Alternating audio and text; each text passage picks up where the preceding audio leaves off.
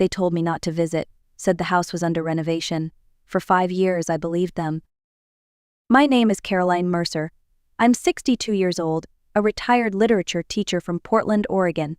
My days used to be filled with coffee, gardening, and quiet mornings on the porch. I thought my life had already told its last big story, but life has a cruel way of turning the page when you least expect it.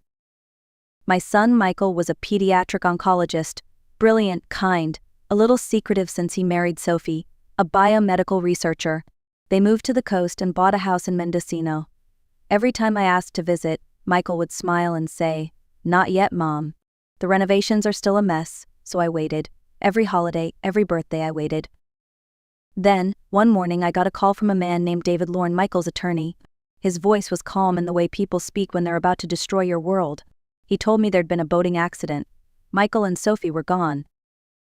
I remember the sound of my coffee cup hitting the floor, the way grief doesn't rush in like water but seeps through every crack in your soul.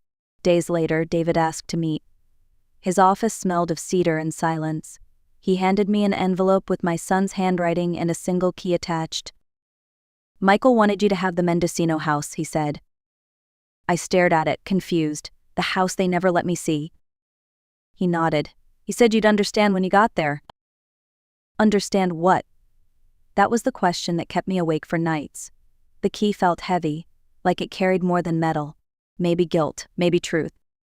5 years of locked doors, 5 years of distance, and now, an invitation from the grave. That's how it began, with a key, and a lie that was never about renovations. The morning I decided to drive to Mendocino, the sky hung low and gray, as if even the weather hesitated to see what waited for me there. I packed a small suitcase, grabbed the key, and started the car. The drive along the Pacific Coast Highway stretched like a ribbon of silence beside the ocean. Every mile carried both memory and regret. I kept replaying Michael's voice in my head, soft but distant, "Not yet, Mom." I remembered how he used to call every Sunday before the renovations began, and how the calls grew shorter, then stopped. Grief has a strange way of making you remember the small absences more than the big ones. The radio played static most of the way. I drove through mist and light rain, watching waves crash against the rocks far below. I thought of how much Michael loved the sea, how he used to say it reminded him of hope because it never stayed still.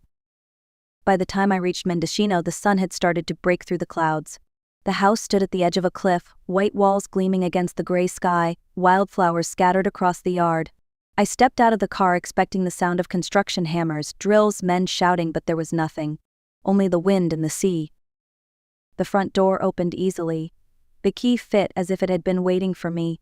Inside, the air smelled clean, faintly chemical, like a hospital corridor.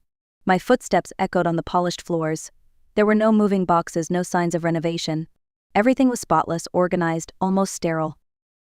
I wandered through the living room, the kitchen, then down a hallway lined with doors. Behind one, I found what looked like a medical ward. 6 small beds, machines with blinking lights, IV poles, monitors still running. In another room, shelves filled with medical files, children's drawings taped to the wall, stick figures with bright smiles. I stopped in front of a window where the curtains were drawn. When I opened them, I saw the ocean stretching endlessly beyond the glass, and reflected faintly in the window was me, an old woman standing in a hospital that shouldn't exist. It wasn't a home, it was something else entirely. I whispered into the quiet, "Michael, what were you doing here?" The wind outside didn't answer, but I swear for a moment I felt the house breathing. The next morning, I returned to the house with a notebook and gloves, determined to understand what Michael had been hiding. The place was too organized to be abandoned suddenly. There were charts still on clipboards, medicines sorted neatly, even coffee cups washed and placed upside down in the drying rack. Someone had left with purpose, not panic. In a small office off the main hall, I found a locked filing cabinet. The key from Michael's envelope fit perfectly. Inside were folders labeled with first names: Emma, Louise, Harper, Jonah, children. Each file had photos attached, smiling faces, handwritten thank you notes, and treatment records. One page stopped me cold. Protocol 7, 73% positive response. I read the line again and again. It wasn't an experiment gone wrong. It was something that had worked. Dozens of cases, children who had been declared terminal by hospitals showed measurable recovery. My heart started racing. There were letters to parents writing to Michael and Sophie, thanking them for giving their children another summer, one more birthday, a chance to grow up. Some of them ended with promises to keep quiet to protect the clinic. It wasn't just a hospital. It was a secret refuge. I sat down, holding one of the letters in my hands. The words blurred through my tears. I had spent 5 years wondering why my son had drifted so far away, blaming myself for his distance. But now I saw it differently. He hadn't been keeping me out of his life. He'd been keeping me safe. In a drawer beneath the desk, I found a flash drive. When I plugged it into the computer on the desk, a video opened. Michael's face filled the screen. He looked tired, older than I remembered. "Mom," he began softly, "if you're seeing this, it means things didn't go the way we hoped. This place, it's more than a clinic. It's hope for kids nobody else would treat. But we're running out of time." He paused, eyes glistening. "Promise me you'll look after them. Even if you can't save me, save them." The video ended, the screen went black, and the only sound left was the ocean outside, steady and endless. I whispered through my tears, "Oh Michael, all those years you weren't avoiding me. You were protecting me." That night I couldn't sleep. The sound of the waves below the cliffs felt heavier, almost warning. I sat in the kitchen, a single lamp on, Michael's files spread across the table. Every name was a story, every chart a heartbeat. Sometime after midnight I heard tires crunching on the gravel driveway. My pulse quickened. I turned off the lamp and waited. Headlights swept across the window, then went dark. 3 silhouettes approached the front door. Before I could react, the door opened with a code on the keypad I hadn't noticed before.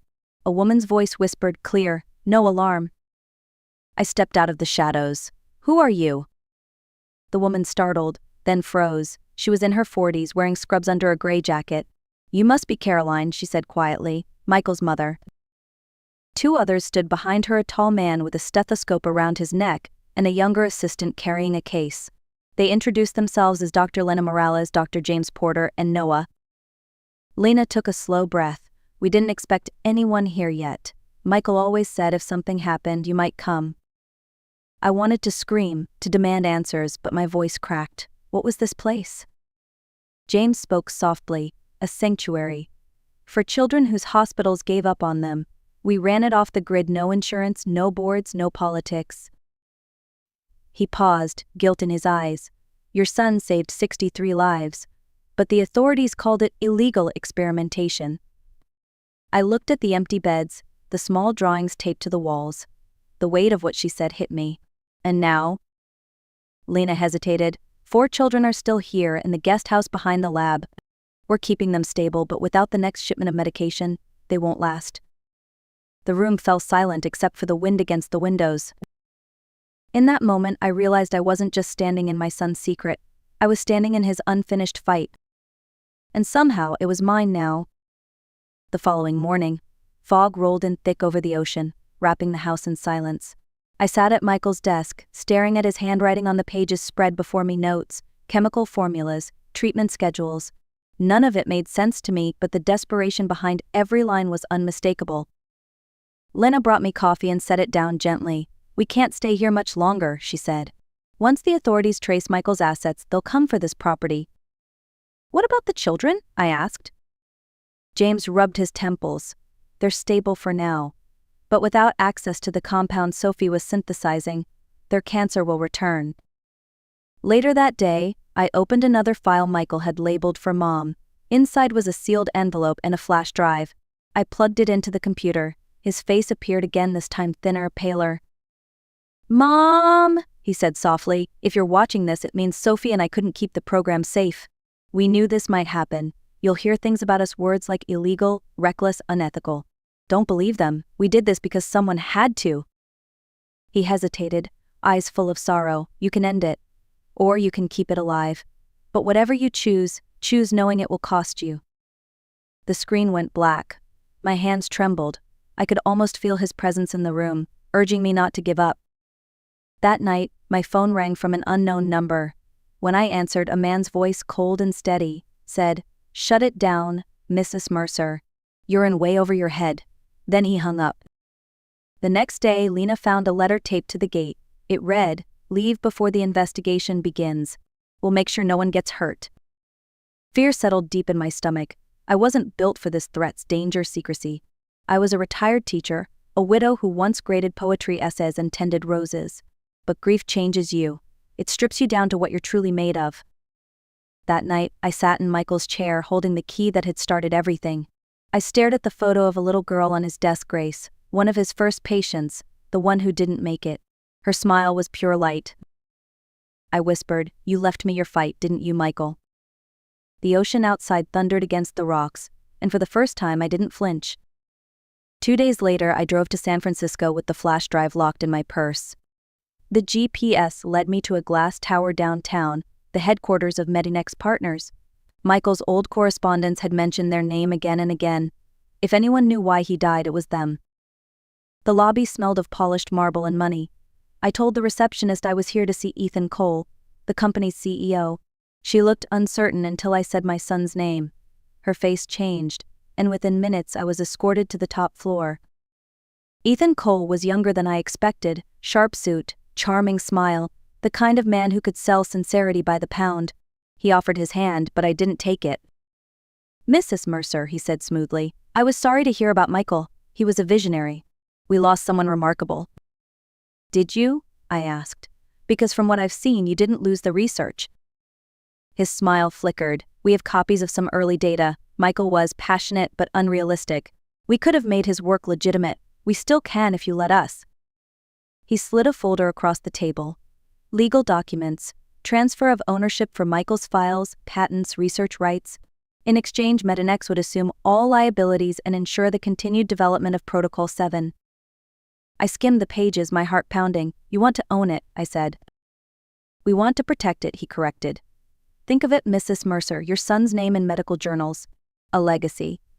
But it needs structure and funding, something he couldn't manage." I closed the folder. "And what happens to the children still depending on his treatment?"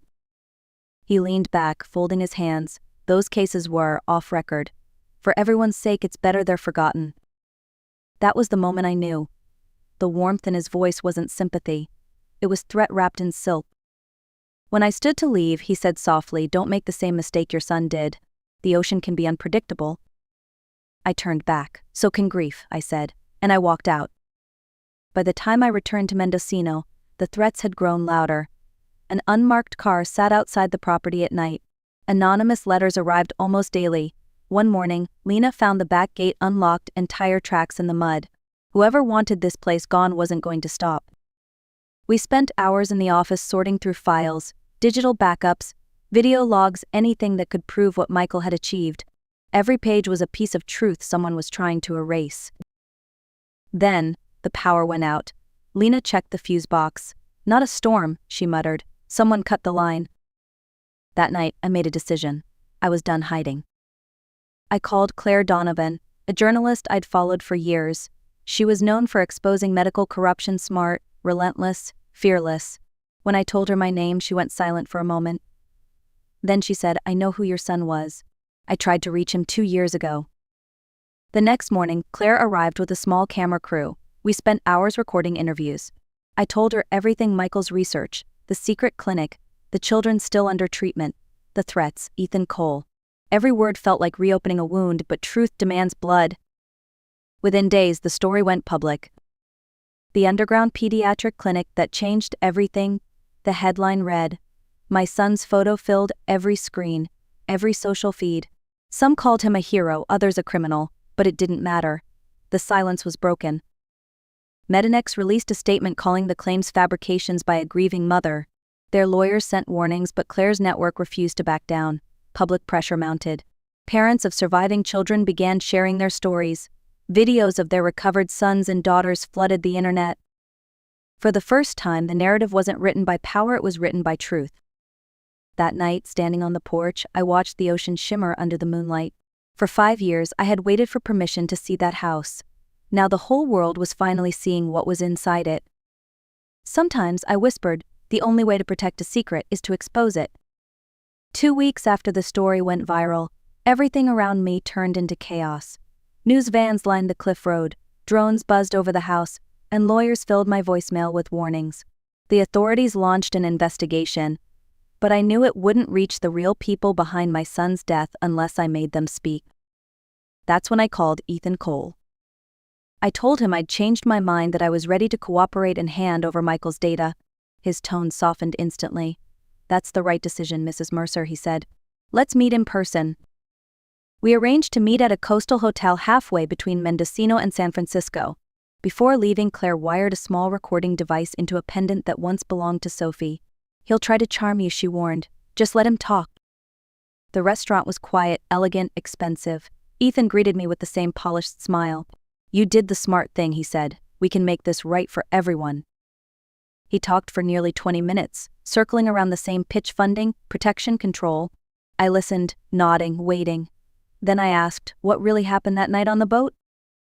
He froze, eyes narrowing. "Accidents happen," he said slowly. "Michael was a liability. He wouldn't compromise." I leaned forward. "So you removed the liability?" His lips curved slightly. "He left us no choice. Do you know how much one discovery like his could cost the industry?" Every word dripped with pride, not regret. He didn't see the small light blinking inside my pendant. When he finished, I stood and whispered, "You just confessed, Mr. Cole." Confusion flickered in his eyes, then the sound of footsteps filled the room. 2 agents appeared, badges raised. Claire entered behind them, camera rolling. Ethan's composure cracked. "You set me up," he hissed. "No," I said quietly. "You did that yourself." As they led him away, I felt neither triumph nor revenge, just release. The kind that comes when truth finally exhales after years of being buried. Justice didn't roar that day, it whispered, but I heard it clearly. 3 months later, the house by the sea was no longer a secret. The gates stood open, sunlight spilling across the gravel path, and laughter echoed from the garden where silence once lived. The government investigation confirmed everything Medinex had been suppressing: Michael's research to protect a pharmaceutical monopoly. Ethan Cole and several executives were indicted. For the first time in years, the word hope didn't sound naive. The Mendocino property was converted into a legal pediatric treatment center under the National Cancer Institute's supervision. They named it the Grace Foundation after the little girl who first inspired Michael's work. Every week I drove from Portland to visit. The ocean that once felt like mourning now sounded like renewal. I'd watch children run along the path with their IV poles decorated in ribbons and stickers. Parents smiled again. Nurses played soft music through the halls. Lena became the medical director, James handled research, and Noah still fixed every machine with quiet devotion. They always saved a chair for me by the window. Sometimes, when I read to the kids, I caught glimpses of Michael in their faces, the same spark of fight, the same curiosity. One boy asked me once, "Was your son a doctor too?" I smiled and said, "He still is in his own way." At night, I stayed in the small upstairs room overlooking the sea. I'd sit at the desk, writing letters I'd never send. Letters to Michael. I told him about every milestone, every child who got better, every storm that passed without breaking the windows. One evening, I placed his photo on the windowsill and whispered, "Your secret didn't die with you." It became a legacy. The waves below glowed orange in the setting sun. For the first time in a long while, I felt peace, not because everything was fixed, but because I had found a reason to keep going. The house had started as a lie, but now it was the most honest place I'd ever known. Some nights, when the wind sweeps across the cliffs, I still hear Michael's voice in the distance. Not words, just the rhythm of his calm breathing as he worked through the night trying to save one more child. People ask me if I ever wanted revenge. I tell them the truth: no, revenge is short-lived. What I wanted was continuation, to finish what they tried to destroy, to prove that courage doesn't vanish with age, it deepens with time. I used to think justice was loud sirens, headlines, courtroom applause. But now I know it's quieter than that. Justice is a nurse holding a child's hand during treatment. It's a mother watching her son's work live on after he's gone. It's the ocean, endless and forgiving, washing away what was broken so something new can grow. Before I leave each visit, I walk down to the cliff's edge, close my eyes, and whisper, "We did it, Michael." If you believe courage has no expiration date, tap like, share this story, and tell me, what would you have done if you found that key? Because sometimes the smallest key can open the door to the biggest truth of all.